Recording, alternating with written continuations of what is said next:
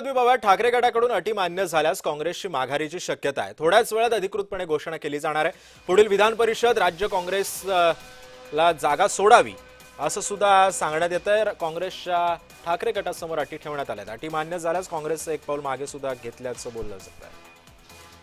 त्यामुळे काँग्रेस सोबत ठाकरे गटाच्या शिष्टमंडळाची एक सध्या बैठक सुरू आहे आणि या बैठकीमध्ये काँग्रेसने काही अटी ज्या आहेत त्या ठाकरे गटासमोर ठेवलेल्या आहेत।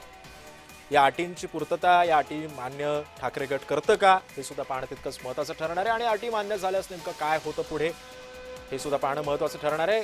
ठाकरे गटाकडून अटी मान्य झाल्यास काँग्रेसची माघारीची सुद्धा शक्यता आता वर्तवण्यात येते। थोड्याच वेळात अधिकृत घोषणा केली जाईल। काही वेळाची प्रतीक्षा आपल्याला करावी लागणार आहे। त्यामुळे लवकरच नेमकी काँग्रेस आता काय भूमिका घेते विधान परिषदेच्या उमेदवारीबाबत हे सुद्धा पाहणं तितकंच महत्त्वाचं ठरणार आहे।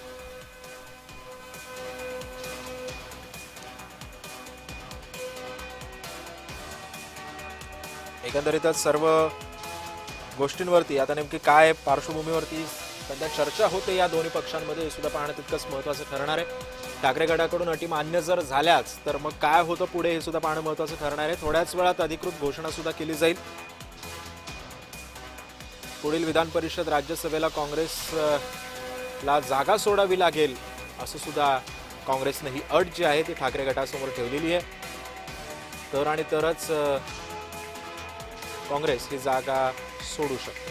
आणि या संदर्भात अधिक माहिती जाणून घेत आमचे प्रतिनिधी जय पवार सध्या आपल्यासोबत आहेत। जय, दोन्ही पक्षांमध्ये एक बैठक होती। ठाकरे गटाचं शिष्टमंडळ हर्षवर्धन सपकाळांच्या भेटीला आलेलं आहे। काय काय अटी ठेवण्यात आलेल्या? राज्यसभेची तर अट आपल्याला समोर आलेलीच आहे। आणखी कोणत्या अटी काँग्रेसनं ठाकरे गटासमोर ठेवल्यात?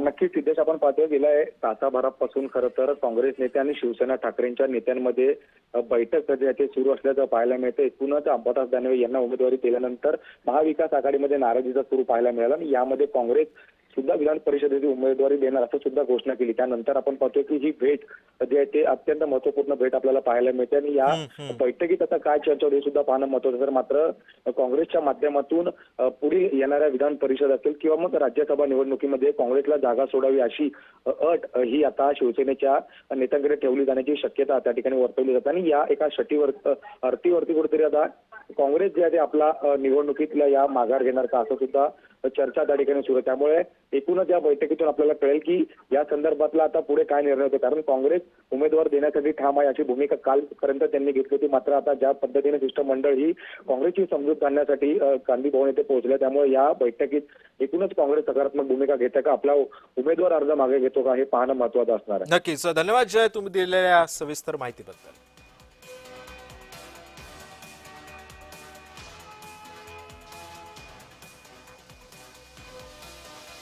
त्यामुळे थोड्याच वेळात अधिकृत घोषणा होण्याची शक्यता आहे। ठाकरे गटाकडून अटी मान्य झाल्या तर मग नेमकं काय काँग्रेस भूमिका घेतं, काँग्रेस आपला उमेदवार देणार की नाही याबाबत अजून सुद्धा स्पष्टता आलेली नाहीये। मात्र या अटी कितपत ठाकरे गट मान्य करतं हे सुद्धा पाहणं महत्त्वाचं ठरणार आहे।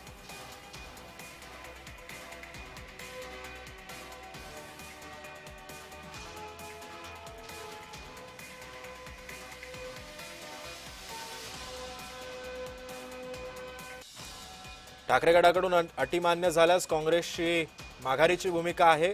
फक्त काँग्रेसने एकच अट त्यांच्या समोर ठेवलेली आहे, ती म्हणजे अशी की राज्यसभेला आम्ही उमेदवारी मागू तेव्हा आम्हाला ती जागा सोडावी लागेल असं सुद्धा काँग्रेसनं जी अट आहे ती ठाकरे गटाच्या शिष्टमंडळासमोर ठेवली।